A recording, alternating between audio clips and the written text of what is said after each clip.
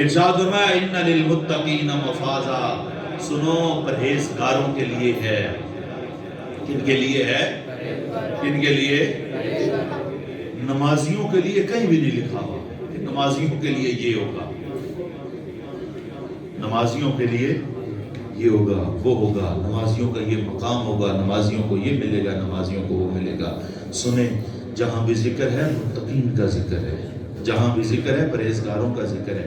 اس کا مطلب کیا ہے؟ نماز کا کوئی اجر نہیں ہے، نماز کا کوئی ثمرہ نہیں ہے، نماز کا کوئی ثواب نہیں ہے، نماز کا اللہ کے ہاں کوئی مقام نہیں ہے، کوئی مرتبہ نہیں ہے اس نماز کا جو نماز انسان کو تقوی تک لے جاتی ہے.